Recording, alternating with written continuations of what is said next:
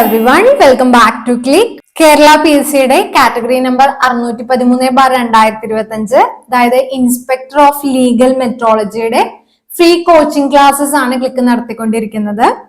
നിങ്ങൾക്ക് എല്ലാവർക്കും അറിയുന്നത് പോലെ ക്ലിക്ക് നേരത്തെ തന്നെ syllabus wise handbook provide ചെയ്യുന്നുണ്ടായിരുന്നു. അപ്പൊ വാങ്ങാത്ത കുട്ടികൾ ഉണ്ടെങ്കിൽ താഴെ കാണുന്ന ഡിസ്ക്രിപ്ഷൻ ബോക്സിലെ വാട്സ്ആപ്പ് നമ്പറിൽ കോൺടാക്ട് ചെയ്യുക.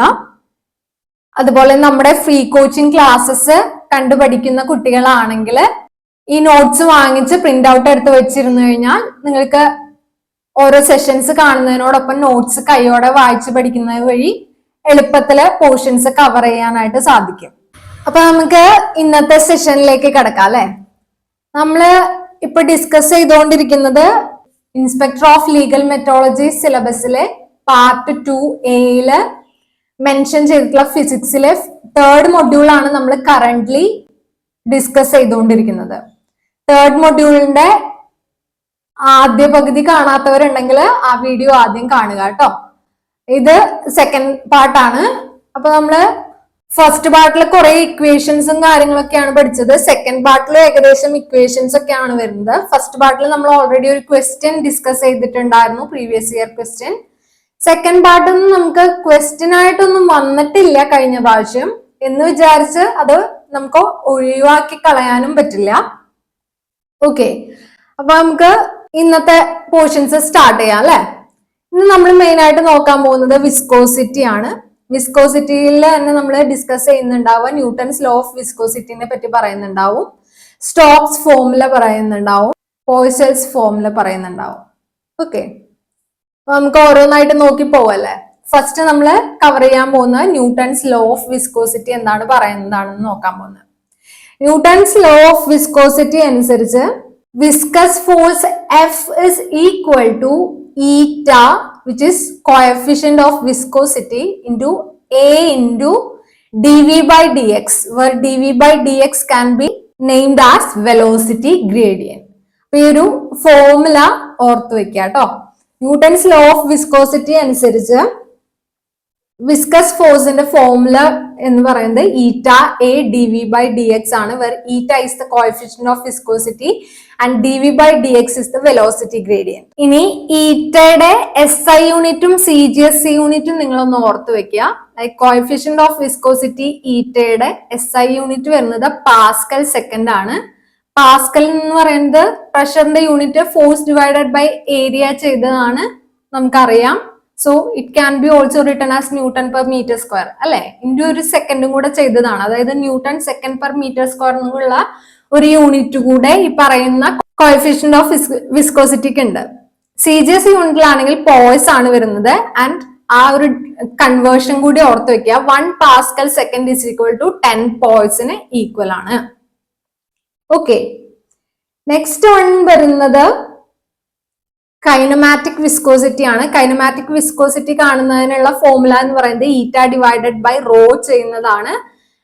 അതിന്റെ യൂണിറ്റ് കൂടെ നോട്ട് ചെയ്ത് വെക്കാം. മീറ്റർ സ്ക്വയർ പെർ സെക്കൻഡ് എന്നുള്ള യൂണിറ്റും ഉണ്ട്, സ്റ്റോക്ക് എന്ന് പറയുന്ന യൂണിറ്റും ഉണ്ട്. 1 stoke is equal to 10⁻⁻⁴ metre square per second ആണെന്നുള്ളതും കൂടെ ഓർത്ത് വെക്കാം.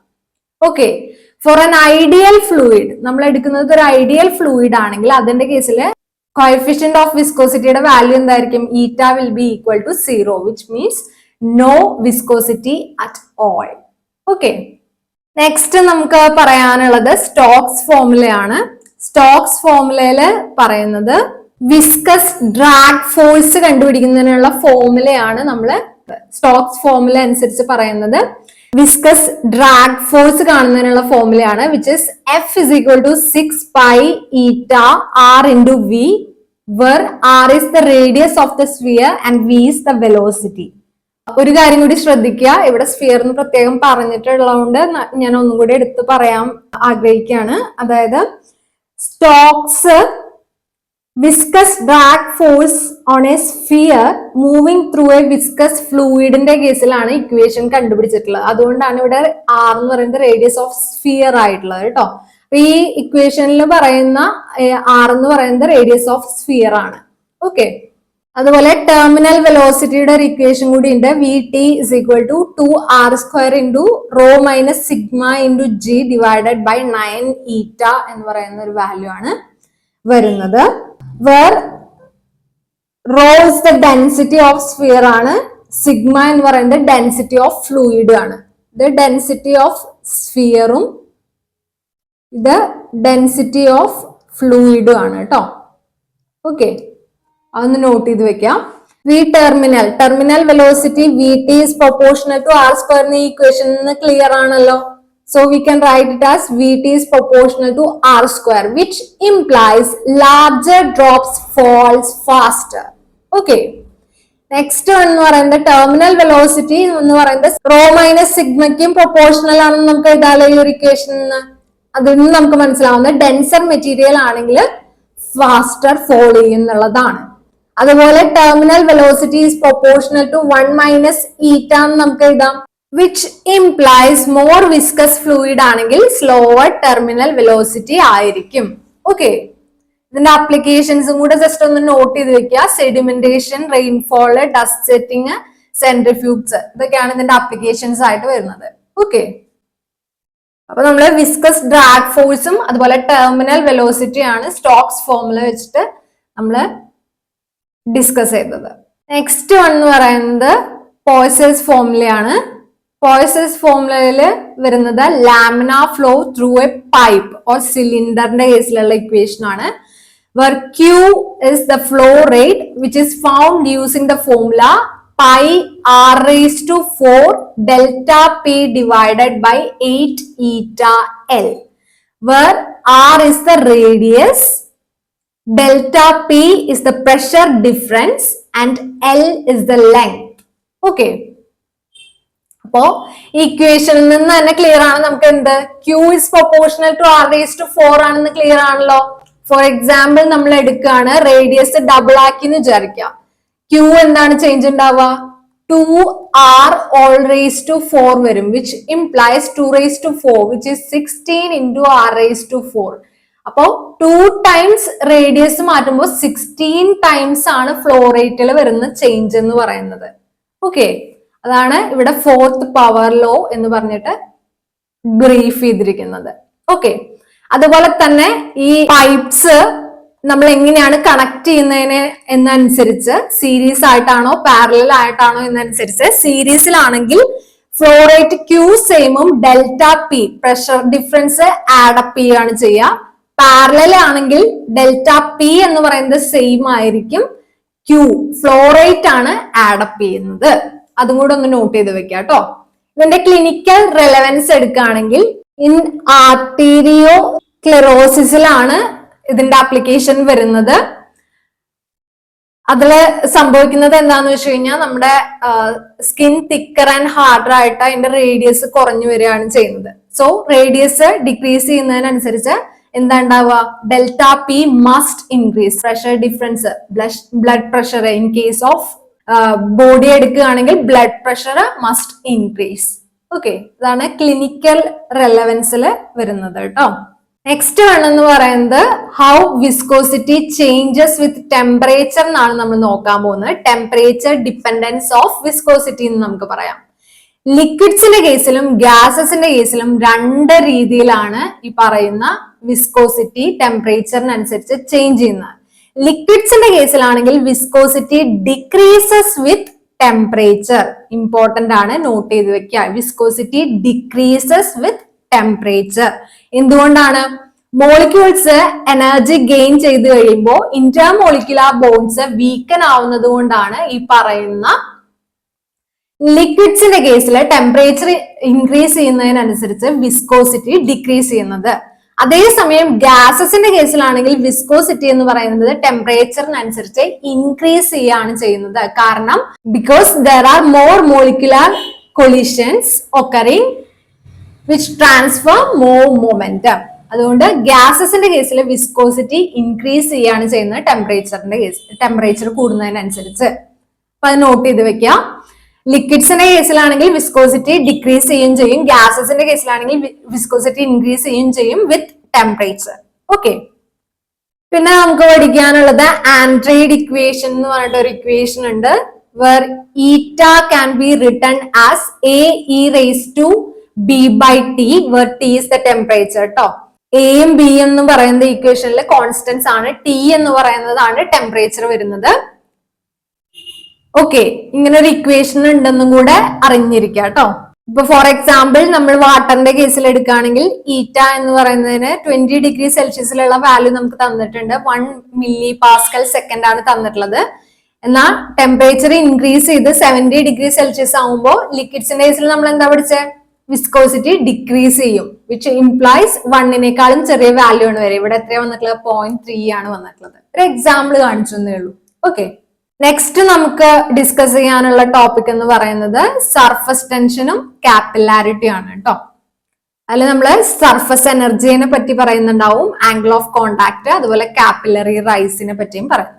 അപ്പോ സർഫസ് ടെൻഷന്റെ കേസിൽ എടുക്കുകയാണെങ്കിൽ സർഫസ് ടെൻഷൻ കാണുന്നതിനുള്ള ഫോർമുല എന്ന് പറയുന്നത് എന്താണ്? ഫോഴ്സ് പെർ ലെങ്ത് ആണ്. എന്താണ് അപ്പൊ സർഫസ് ടെൻഷൻ എന്നും കൂടെ നമുക്ക് പറയാം. Force per unit length acting on a liquid surface tending to minimise the surface area. അതിനെയാണ് നമ്മൾ എന്ത് പറയുന്നത്? സർഫസ് ടെൻഷൻ എന്ന് പറയുന്നത്. സോ ഫോഴ്സിന്റെ യൂണിറ്റ് എന്താണ്? ന്യൂട്ടൺ ആണ്. ലെങ്ത്തിന്റെ യൂണിറ്റ് എന്താണ്? മീറ്റർ ആണ്. സോ ഒബ്വിയസ്ലി SI യൂണിറ്റ് എന്താണ്? ന്യൂട്ടൺ പെർ മീറ്റർ ആണ്.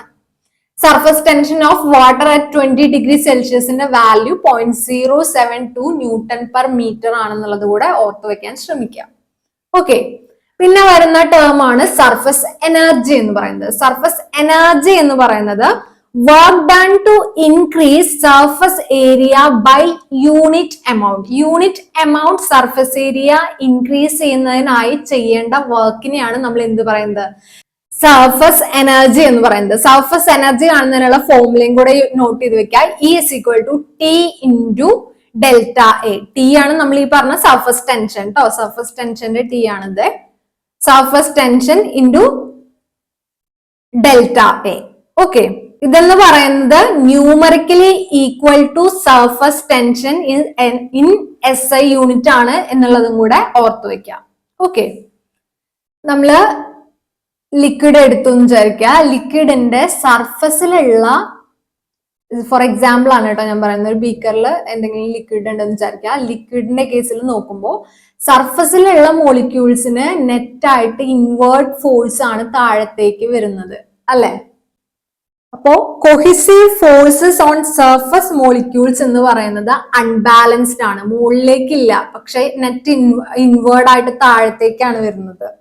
That's why there is surface tension. Surface tension എന്നുള്ള പോയിന്റ് വരാൻ തന്നെ കാരണം അതാണ്. Cohesive forces on surface molecules എന്ന് പറയുന്നത് അൺബാലൻസ്ഡ് ആണ്. അതുകൊണ്ട് ഒരു net inward force gives surface molecules higher potential energy.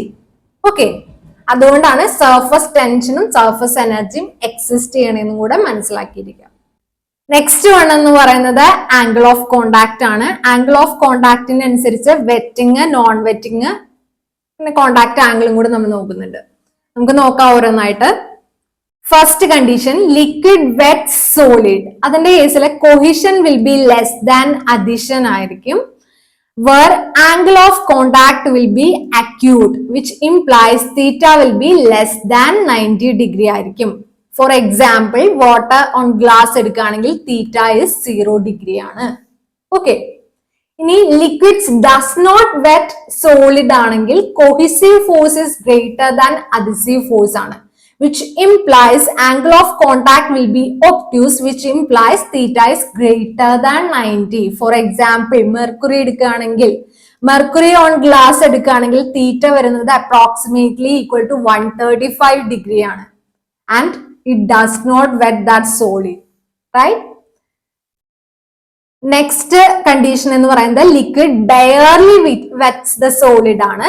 എന്തായിരിക്കും? Theta will be approximately equal to 90 degree ആയിരിക്കും. വാട്ടർ ഓൺ പാരഫിൻ വാക്സ് ആണ് അതിനുള്ള ഒരു എക്സാമ്പിൾ എന്ന് പറയുന്നത്.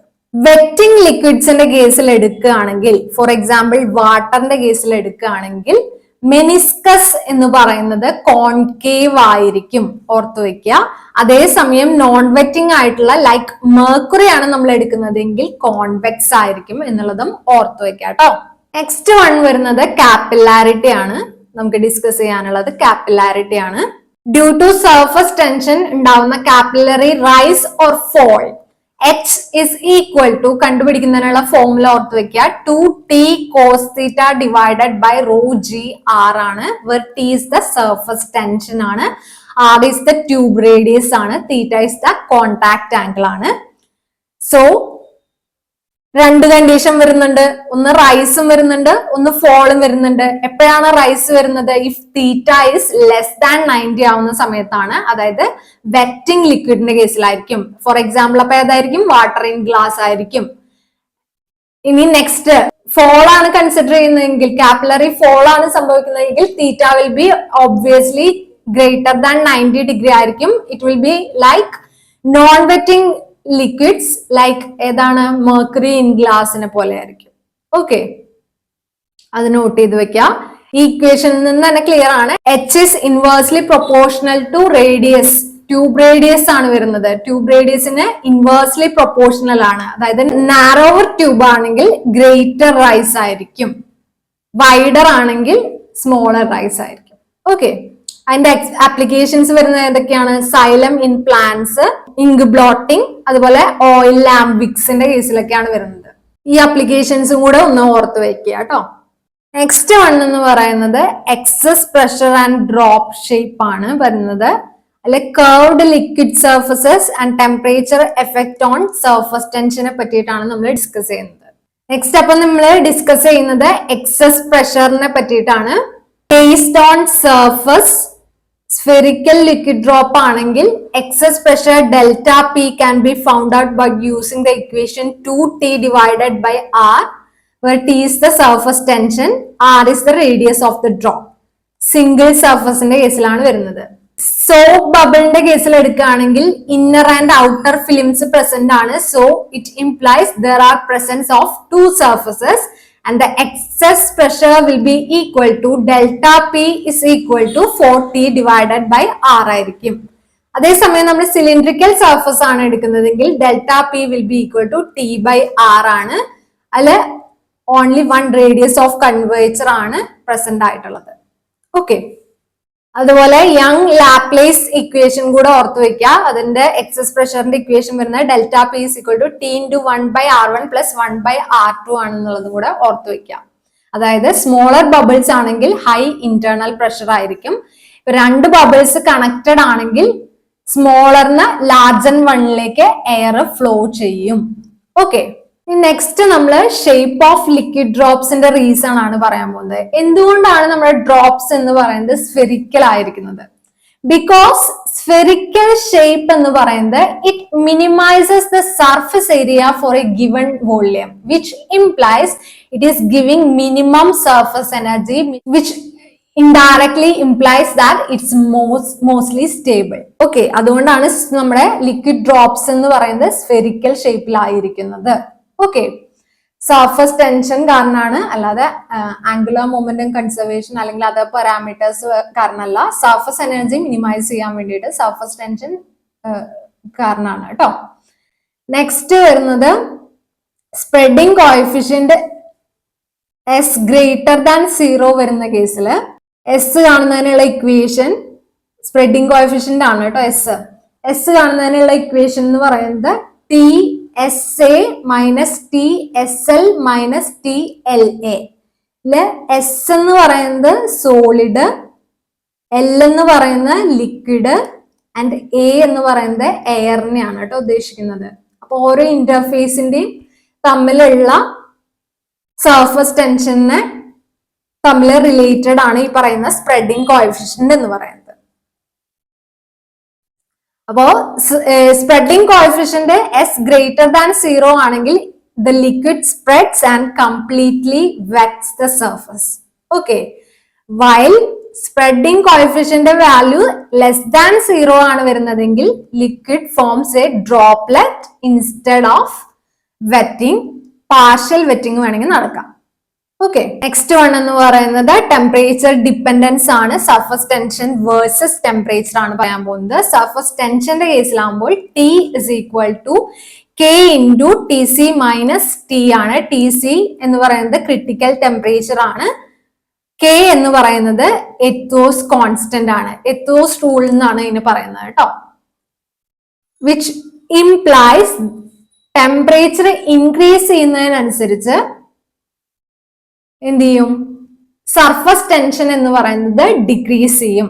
ക്രിട്ടിക്കൽ ടെമ്പറേച്ചറിലാണെങ്കിൽ, അതായത് when t becomes equal to t c, എന്തായിരിക്കും? ക്യാപിറ്റൽ ടിയുടെ വാല്യൂ എന്തായിരിക്കും വരിക? 0, which implies surface tension is equal to 0. അപ്പോ no liquid or gas distinction എന്നുള്ളതാണ് മനസ്സിലാക്കാൻ പറ്റുന്നത്. ഇനി ഈ പറയുന്ന ഒരു സംഭവമാണ് നമ്മൾ ഹോട്ട് വാട്ടർ ക്ലീൻസ് ബെറ്റർ എന്നുള്ള കൺസെപ്റ്റിൽ യൂസ് ചെയ്യുന്നത്. അതായത് ഹോട്ട് വാട്ടർ എടുക്കുകയാണെങ്കിൽ ഈ പറയുന്ന സർഫസ് ടെൻഷൻ എന്ന് പറയുന്നത് എന്തായിരിക്കും? കുറവായിരിക്കും. സർഫസ് ടെൻഷൻ കുറവായതുകൊണ്ട് ഇറ്റ് ഗിവ്സ് ബെറ്റർ വെറ്റിംഗ്. അതുകൊണ്ടാണ് ക്ലീൻ ആവുന്നത് കൂടുതൽ കമ്പയർ ടു ഇത് കോൾഡ് വാട്ടർ. ഓക്കെ. അതുപോലെ തന്നെ സോപ്പ് അല്ലെങ്കിൽ ഡിറ്റർജന്റ് യൂസ് ചെയ്യുമ്പോഴും വാട്ടറിന്റെ സർഫസ് ടെൻഷൻ കുറയ്ക്കുകയാണ് ചെയ്യുന്നത്. അതുകൊണ്ടാണ് നമുക്ക് ബെറ്റർ ക്ലീനിങ് കിട്ടുന്നത് എന്നുള്ളതും കൂടെ മനസ്സിലാക്കി വെക്കാം. അപ്പൊ ഇത്രയാണ് നമുക്ക് തേർഡ് മൊഡ്യൂളിൽ പഠിക്കാനുള്ളത്. ഇന്ന് എടുത്തിട്ടുള്ള പോർഷൻസ് ഒക്കെ നിങ്ങൾക്ക് ക്ലിയർ ആണെന്ന് വിചാരിക്കുന്നു. എന്തെങ്കിലും സംശയം ഉണ്ടെങ്കിൽ താഴെ കമന്റ് ബോക്സിൽ കൊടുക്കുക. വീഡിയോ ഇഷ്ടപ്പെട്ടെങ്കിൽ ലൈക്ക് ചെയ്യുക, ഷെയർ ചെയ്യുക. അപ്പൊ ഇന്നത്തോടു കൂടി നമ്മുടെ തേർഡ് മൊഡ്യൂൾ നമ്മൾ അവസാനിപ്പിക്കുകയാണ്. തേർഡ് മൊഡ്യൂൾ 2 പാർട്ടായിട്ടാണ് ചെയ്തിട്ടുള്ളത്. അപ്പോ ഫസ്റ്റ് വീഡിയോ കാണാത്തവരുണ്ടെങ്കിൽ അത് കാണുക. അതിൽ നമ്മൾ ഓൾറെഡി ഒരു ക്വസ്റ്റ്യൻ ഡിസ്കസ് ചെയ്തിട്ടുണ്ട്. ഇന്ന് ഡിസ്കസ് ചെയ്ത പോർഷനിൽ നിന്ന് പ്രത്യേകിച്ച് ക്വസ്റ്റ്യൻസ് ഒന്നും വന്നിട്ടില്ല. ഓക്കെ. നമ്മുടെ ഫ്രീ കോച്ചിങ് ക്ലാസ്സസ് ഫോളോ ചെയ്യുന്ന കുട്ടികളാണെങ്കിൽ സെഷൻസ് കാണുന്നതിനോടൊപ്പം നിങ്ങൾ നോട്ട്സ് വായിച്ച് പഠിക്കുക. അപ്പൊ നമുക്ക് അടുത്ത വീഡിയോയിൽ വീണ്ടും കാണാം. Signing off your study partner click. Stay focused on what really matters.